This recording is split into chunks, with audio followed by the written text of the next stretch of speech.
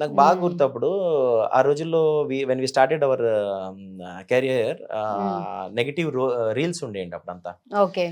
250D 500T ఇట్లాంటి cans ఉండే అనమాట.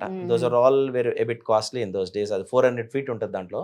Okay. It used to be almost some 10 to 12,000 in those days. అది Ramanaidu studio నుంచో ఎక్కడి నుంచో రావాలి. అది ఒక 7 or 8 క్యాన్స్ పెట్టుకుని ఉంటారనమాట. మొత్తం అది క్యాన్స్ సపోజ్ రీటేక్ ఏదైనా అయిందనుకోండి, డైరెక్టర్ చెప్తుంటారు, అరే జాకీర్ దీంట్లో ఇంతే ఫుటేజ్ ఉందిరా, దీంట్లో నువ్వు చాలా జాగ్రత్తగా చెప్పరా, ఈ డైలాగ్ మిస్ అవ్వద్దని. రీటేక్స్ రాకుండా చూసుకోండి. దాంట్లో మాకు ఏమవుద్దంటే అంతమంది ఉంటారు, ఒక 80 to 100 members క్రూ ఉంటారు. ప్లస్ అది college back drop, so many background people.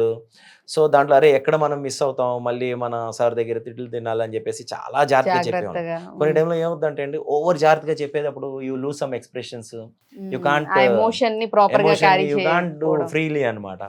So అట్లాంటి అయ్యేది. But we learnt everything day by day. And as you as first shot I still remember sitting on a bike and commenting the heroine dialogue అనమాట. బాగా tension గా చేసాము. తర్వాత ఆ రోజుల్లో monitors లేవండి చెక్ చేసుకోవడానికి.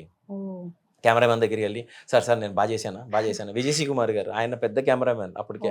అమ్మోరు ఇట్లాంటి ఫిలిమ్స్ అన్ని చేశారు ఆయన. సార్ ఎలా చేశాను సార్ అని 10 సార్లు అడిగేవాడిని. ఆయన ఎప్పుడు నెక్స్ట్ షాట్ ఇలా కెమెరా పెడుతుంటే కూడా సార్ ఇందాక ఎలా చేసిన అని చెప్పేసి అనేవారు ఆయన. సరే సార్, థ్యాంక్ యూ సార్ అని చెప్పేసి. సో వీళ్ళందరూ కూడా చాలా ఫ్రెండ్లీగా, అంటే సజెషన్స్ ఏదైనా కొంచెం ఆల్ ఫ్యాంటాస్టిక్ అండి. All technicians, all Telugu industry is the best industry అండి. All people, all they support and everything. చాలా వెల్కమింగ్ గాను, వెరీ నైస్, సపోర్టింగ్ గా కూడా ఉంటారు. ఫ్యాంటాస్టిక్.